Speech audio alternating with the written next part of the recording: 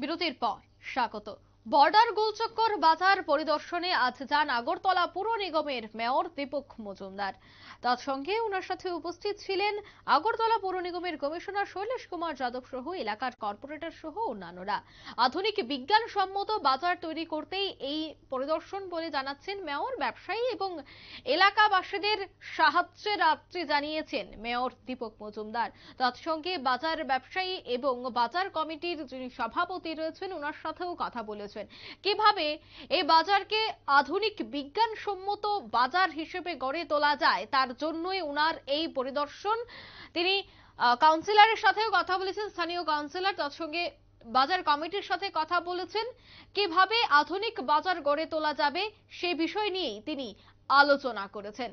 কি বলছেন মেয়র দীপক মজুমদার আজকের এই পরিদর্শনকালীন শোনাবো। দিন ধরে আমি বলবো প্রায় অলমোস্ট অচল অবস্থা। যারা ব্যবসা করতেন তারা ব্যবসা করার মতো পজিশনে ছিলেন না। এই কারণে যখন এটা নির্মাণ করা হয় তখনই সম্মতভাবে হয়েছে বিজ্ঞান ভিত্তিক বাজার হয়নি বা ক্রেতা বা ব্যবসায়ীদের আলটিমেটলি বাজার চালু রাখার মতো ব্যবস্থা ছিল না। তো যাই হোক, দীর্ঘদিন সংস্থার অভাব ছিল। এখানে যারা ব্যবসায়ীরা আছেন, এখানে আমাদের কর্পোরেটররা আছেন, মহোদয় এমএসি মেম্বার আমাদের তারা কিন্তু আবেদন করেছিল। আজকে আমাদের সঙ্গে আমাদের কমিশনার সাহেব ডক্টর শৈলেশ যাদব সহ আমাদের বিভিন্ন আধিকারিকরা এসছেন এবং ব্যবসায়ী সমিতির সঙ্গে আমাদের যারা প্রতিনিধিরা আছেন এই এলাকার সবার সঙ্গে কথা বলা হচ্ছে বাজারটাকে আরও উন্নত করা। এই কারণে এখানে লাইট হাউস হচ্ছে, এখানে প্রায় 1000 পরিবার আসবে, তাদের সঙ্গে আরও লোকজন থাকবে। তাদেরকেও এই বাজারে যাতে ক্রেতা হিসেবে তাদেরকে সুযোগ দেওয়া যায় এবং সার্বিকভাবে এই এলাকার উন্নয়নের সঙ্গে সঙ্গে যেহেতু আমাদের এখানে রাস্তা, ড্রেন সমস্ত উন্নয়ন হয়েছে, সঙ্গে বাজারটা উন্নয়নের চেষ্টা আমরা করবো। সেই উদ্দেশ্যে আজকে এখানে ভিজিট করা।